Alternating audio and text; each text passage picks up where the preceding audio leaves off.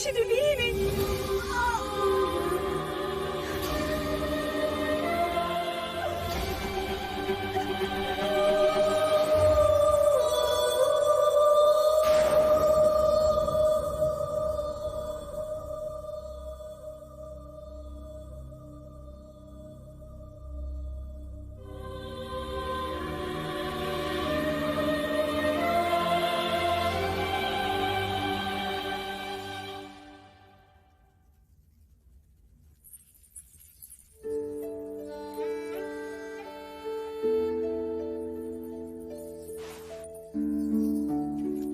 आपके गर्भपात का समाचार सुनकर बहुत पीड़ा पहुंची है मुझे।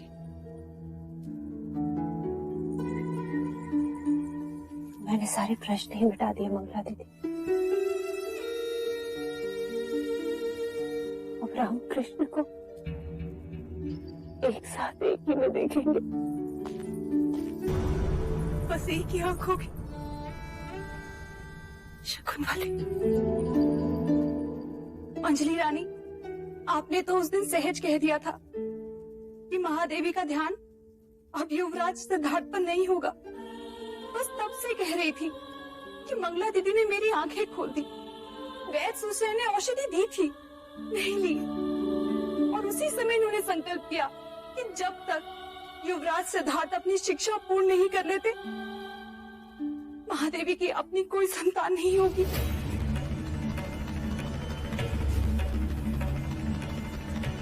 इतना बड़ा त्याग।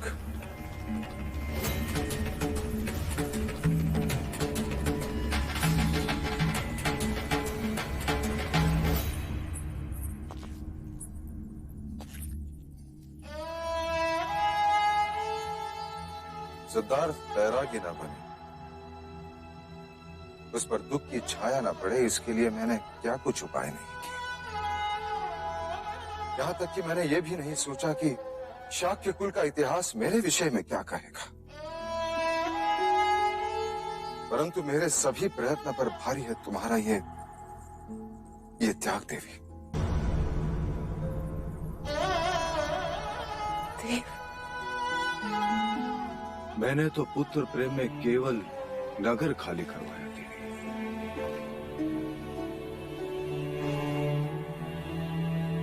परंतु तुमने युवराज सिद्धार्थ के लिए अपनी कोख खाली कर दी। ये प्रमाणित कर दिया कि संबंध केवल रक्त से नहीं, प्रेम से भी बनते हैं। तुम्हारे जैसे मां का दृष्टांत कदाचित ही आने वाले इतिहास में कोई होगा। तुम्हारी इस भीष्म प्रतिज्ञा पर मैं नतमस्तक हो देवी।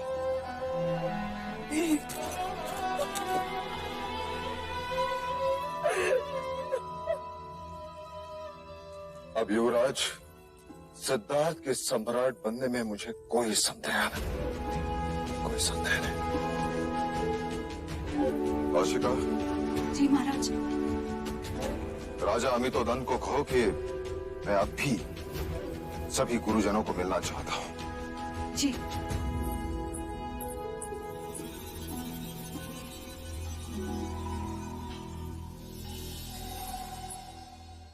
गुरुवर्य कौंडिन्य, कैसे चल रहा है शाक्य कुमारों का प्रशिक्षण?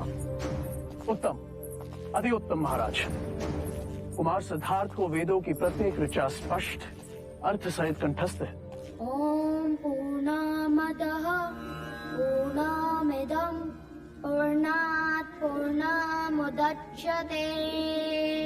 पूर्णस्य पूर्णमादाय पूर्णमेवावशिष्यते।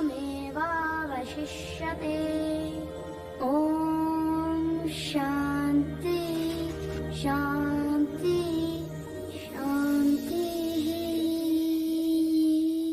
अप्रतिम। वेदों से संबंधित कुमार सिद्धार्थ के जटिल प्रश्न हमें सावधान रखते हैं महाराज। सत्य प्रत्यक्ष भी होता है, परोक्ष भी। ये विद्या हम नहीं समझे। दो सत्य। क्या तुम इसका उत्तर दे सकते हो सिद्धार्थ? ज्येष्ठा, प्रत्यक्ष सत्य वो होता है जिसका प्रमाण तुम दे सकते हो, अर्थात वर्षा हुई और नदी का जल स्तर बढ़ा।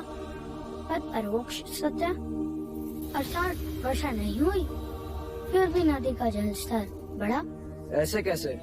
क्योंकि पहाड़ों में वर्षा हुई और पानी नदी में बह गया और नदी का जल स्तर बढ़ गया। जिस सत्य का हम प्रमाण नहीं दे सकते वो परोक्ष सत्य है। महाराज, अश्व सवारी में भी अति निपुण है युवराज।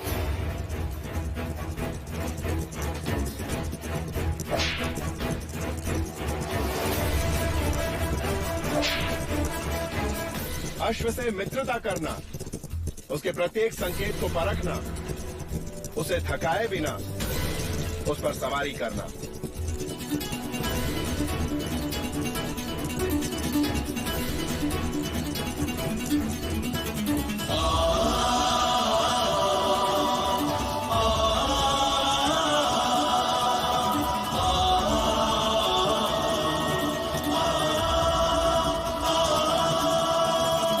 वाक् चातुर्य अद्भुत, संगीत ज्ञान अकल्पनीय, नृत्य की भाव भंगिमाओं की भी जानकारी है वाह।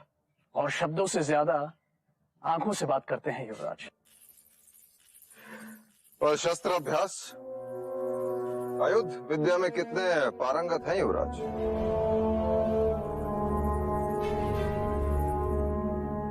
क्या हुआ अनुज? नहीं महाराज, युवराज को शस्त्र अच्छे नहीं लगते। शस्त्र अच्छे नहीं लगते? एक क्षत्रिय को शस्त्र अच्छे नहीं लगते? इसका अर्थ ये नहीं है महाराज कि युवराज को शस्त्र चलाना नहीं आता, परंतु हाँ, शस्त्रों का उपयोग करना उन्हें अच्छा नहीं लगता। हाँ महाराज, केवल यही एक दोष है युवराज में। दोष युवराज में नहीं, दोष आप में है गुरुवर्य। मैंने आपको आदेश दिया था कि युवराज को ऐसा योद्धा बनाओ कि संपूर्ण भारतवर्ष की योद्धा उसके समक्ष नतमस्तक हो। अवश्य ऐसा ही होगा महाराज। मिट्टी में छुपे लोहे से तलवार बनने में समय तो लगता ही है, पर हमें धैर्य रखना होगा।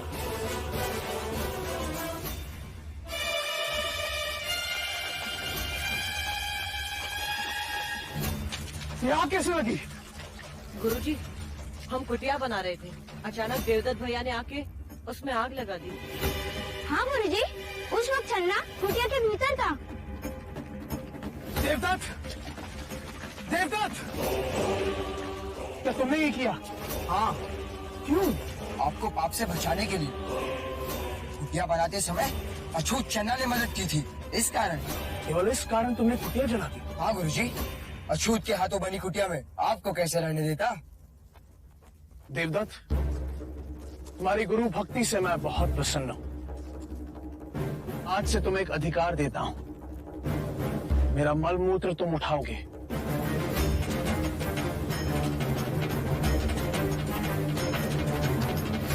आचार्य, ये क्या कह रहे हैं आप? देवदत्त, क्या मैंने ये शिक्षा दी है तुम्हें? चन्ना साथी पुत्र है, अछूत है। वारण कर्म से होता है, जन्म से नहीं देवदत्त। आचार्य कौंडिन्य, आप ब्राह्मणों के विरुद्ध बात कर रहे हैं। मैं नीति के अनुसार बोल रहा हूँ आचार्य। न ब्राह्मण श्रेष्ठ है, न क्षत्रिय, न वैश्य, न शूद्र, सभी एक ही रचना के विभिन्न भाग हैं। ब्रह्मा के शीश से ब्राह्मण पैदा हुए, तो कंधे से क्षत्रिय, उदर से वैश्य और पैरों से शूद्र। तो क्या पैर और शीश की तुलना की जा सकती है? क्या पैरों के बिना शरीर चल सकता है? सोचो, अगर ये अछूत मल मूत्र उठाना बंद कर दे तो क्या राज्य में मलिनता ना होगी? सारे